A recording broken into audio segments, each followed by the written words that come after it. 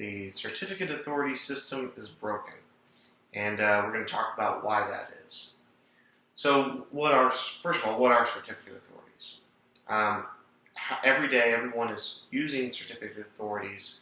When they visit websites, they are relying on the trust of certificate authorities to ensure that they are browsing to websites that they trust. So every time you use your web browser, you go to your bank or some secure site, there will be a little bar up there that says HTTPS, and it'll be green with probably a little padlock or something like that. So that whole system, why the browser shows you a green bar, is reliant on the certificate authorities doing their job in this big system. And unfortunately, that system is grown too large to still provide the security that everyone relies on and believes it still has. So let's just kind of walk through the basics. So, this is, we're talking about website security. So if you pull up your browser, you type in a website, let's say a.com. You connect to the internet, and through the internet you get to the servers at a.com. And these servers, the first step is to connect securely. Now this used to be called SSL. The new name is now TLS, so it's called TLS security, or SSL. A lot of people will still refer to it as SSL. You probably see SSL a lot more than TLS, but these terms essentially mean the same thing now. If you remember Heartbleed, the big news in the IT industry about security, the implementation of this TLS encryption had a flaw in it, or a bug in the software. Not the underlying encryption itself, but the implementation, how they coded it, was flawed. So that was Heartbleed. So let's just kind of the security. When we connect over here, we connect to our website, and we negotiate this TLS security. Now, we're not going to get into the details of how that works under the covers, but it's a system, and again, people have been trusting this since the 90s, and for all your e-commerce, banking, and everything's relying on this security. So we generate this secure connection. So we know the connection is secure, and no one observing this traffic can, I guess this traffic is going through the internet, but no one observing that traffic will be able to glean any information about the content of the information that's being passed back and forth between your web browser and the servers. So there's one key problem with this and why we have certificate authorities to begin with. If this traffic flows into the internet, and then you have a malicious entity here that pretends to be a.com. So he's going to, the connection, he's going to see this connection attempt, and he's actually going to connect to him. So the web browser tried to go to a.com, but instead is connected to this server.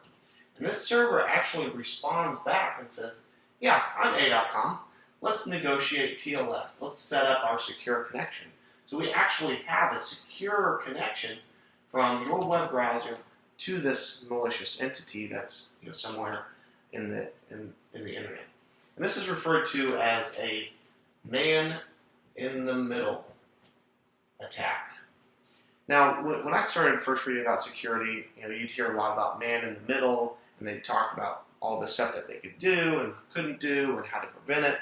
And I was, thought, well, that's pretty hard to do, to get, know where in the internet this traffic's going, and if they're going to target me specifically, they'd have to come in and, how are they really going to do that? That must be a big feat to achieve that. Well, at one point in time, I looked into it, and doing a man-in-the-middle attack is actually fairly easy to do.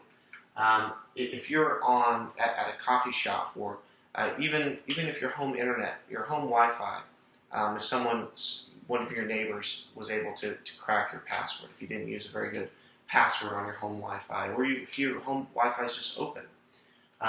Your neighbor could do a man-in-the-middle attack on you trivially. There's actually a hilarious tool called Google search upside down turn net, I believe. And when I looked into this, upside down turn net is if this is a bad person who wants to steal your passwords and steal your money and stuff. But what I did is I actually did a man-in-the-middle attack to friends and other people, where I intercepted their web traffic in real time, and I would modify the images. So as the images were being pulled up on their web browser, I would first download them from the website that they were trying to go to, and then it would flip them upside down and deliver them into the web browser. So all the people in the pictures were upside down, and all the and this is happening in real time as they're browsing through websites. They pull up pictures and people are upside down. You can do other things like make all the pictures slightly blurry. So it's fun. But the point of that is that doing this man-in-the-middle attack is at least at a layer 2 level, or if someone is on the same network as you, it is very easy to do. It's just basically ARP poisoning, I believe is what it's called. So man in the middle. So how do we prevent man-in-the-middle attacks from occurring and know that we have secure connections to our servers? So that's where this whole certificate authority comes in. The certificate authorities are supposed to be people that they have a secret key. And this secret key has an identity that's a public key. So with this public key, what it allows it to do is this website, A.com, calls up the certificate authority and says, hey, I want you to sign my key. So that this guy has a key as well.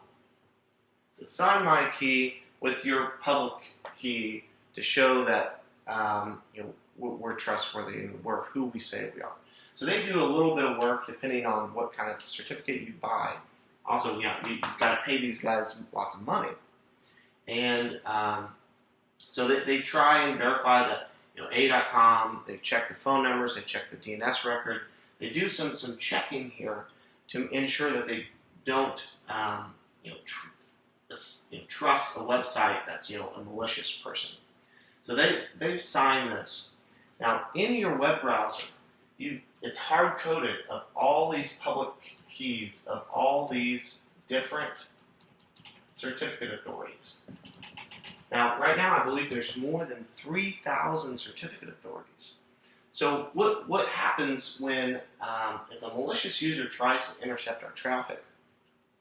We will verify that when they set up this TLS connection, whatever key they give us is a key that is signed by the public key of the certificate authority.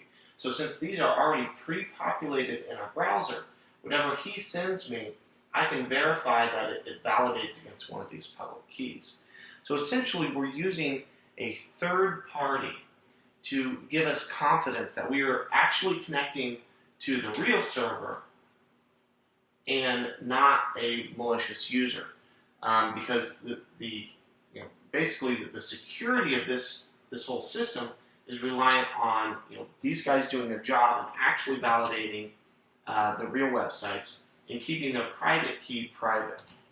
The problem is with 3,000 organizations, do you think every single one of those is keeping their private keys private? So if I'm a hacker, if I can get into one of 3,000 certificate authorities and get this private key, I can now pretend to be A.com and I can create keys that will match this predefined list of trusted certificate authorities.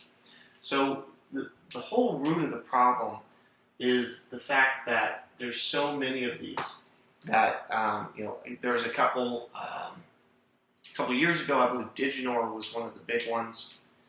actually, I'll just add an annotation in the video and list some examples. But just recently, Google caught the French government forging some website certificate authorities. So the French government was intercepting user traffic and probably looking at their emails, or I don't know what they were doing, but they were intercepting traffic from residents in France connecting to Google servers. And they were essentially doing that man in the middle of attack, and Google caught them doing that. Google is in a unique position to be able to catch this kind of thing because they own the web browser Chrome that a lot of people use. So since they have the software running here and the servers, they can detect that kind of thing.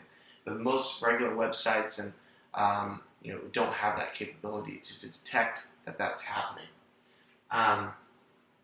So we have an example of a key being lost that's public. Now, the tricky thing about digital information or digital break-ins is when someone breaks in and copies your information, there may not be a lot of evidence, or you may not know that even occurred. So out of these 3,000 different companies with different servers, different security, different people are in this. There's good and bad people. And out of all these, and then you got governments. Your web browser right now trusts certificate authorities in China and France, all over the world, and so that they can intercept. They can basically. There's so many people that have these authority that this trust, the trust of these keys, of if these keys actually provide you security that you're connecting to the web browser you think you are, and not getting intercepted, is going down and down. So that's the root of the problem. And the reason I bring this up is I think a lot of people don't know this is an issue. And,